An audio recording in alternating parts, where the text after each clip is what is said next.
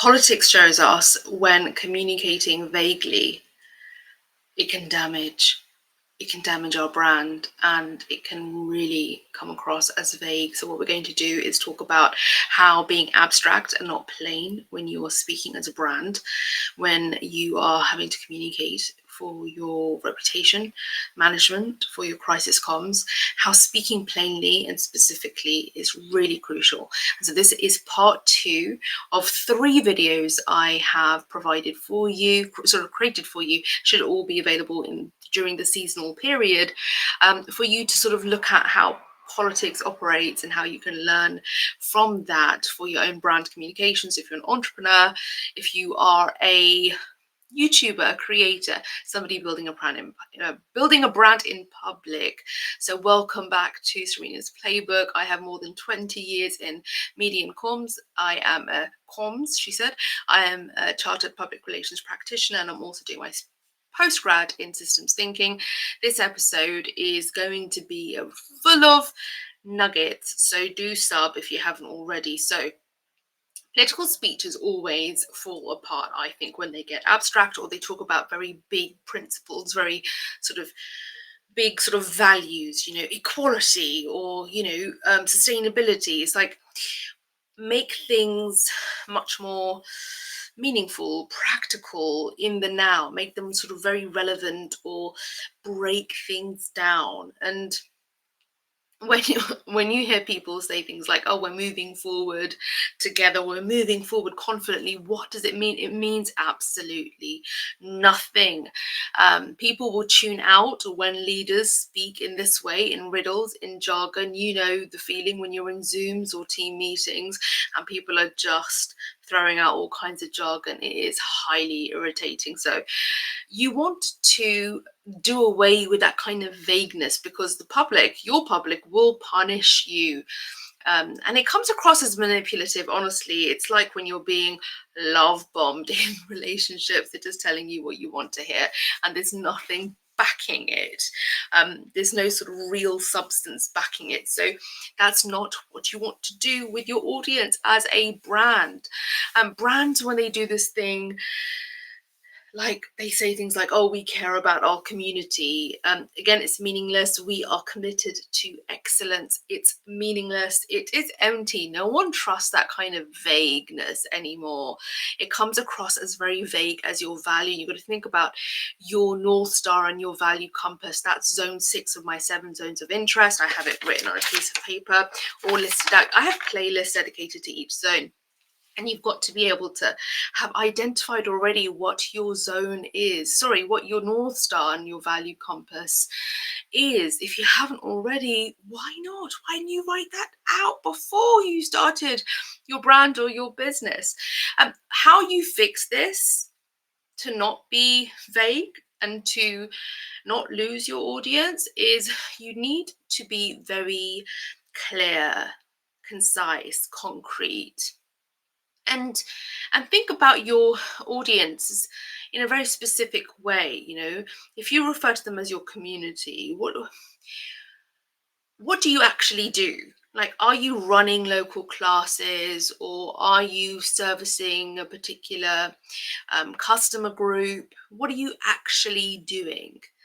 You need to break down, and sometimes these transformation statements really help. The thing that you offer your audience, your customers, and the sort of shift that they experience, you've got to break that down.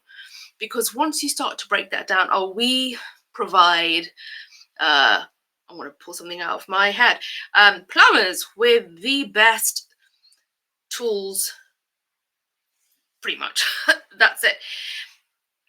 How is your provision of tools for the plumbing community, I said community, how is that going to get affected when you have to communicate something in a crisis? Like, be very specific, so that they can then begin to plan around the uncertainty. Because when you leave gaps in communication, like part 1 talked about, people will fill the gaps for you. So you don't want to do that. You want to be very clear. Instead of saying things like, oh, we're innovating, What does it mean actually in action? So are you upgrading certain features, or are you testing ideas in public? Like, what are you actually doing? Don't just say, oh, we are innovating. Specificity, specificity, specificity. Serena needs an adaptogenic coffee. Okay, it's my time for my adaptogenic coffee, mushroom coffee. Okay, specificity.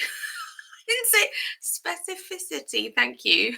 Is your armor when it comes to your reputation. Can't believe I did that. But it is your armor when it comes to your reputation, because when you are specific with your claims and you are timely, you'll do all those wonderful things, like the SMART framework will tell you, got to be specific and measurable and all these things. um, People can then check it, they can check back and they can verify as well, and it definitely reduces the sort of misinterpretation, if you like. And it also what it does, it shows confidence in you as a brand, as the advocate or the representative of your brand, and will instantly make you much more trustworthy, because if you are being specific and just speaking plainly,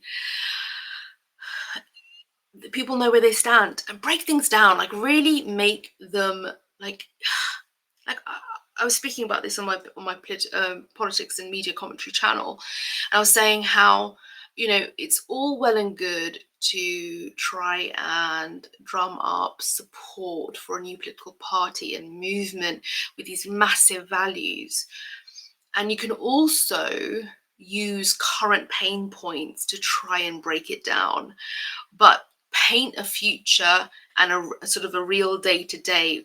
What does that look like for people to be able to see your vision and understand it? You got to break things down. People don't want poetry. Oh gosh, there's a political leader who recently was talking about some poetry at their event, and I thought, no one cares about it. You're trying to compete and stand out in a changing political party system. Don't talk about poetry. People want specifics.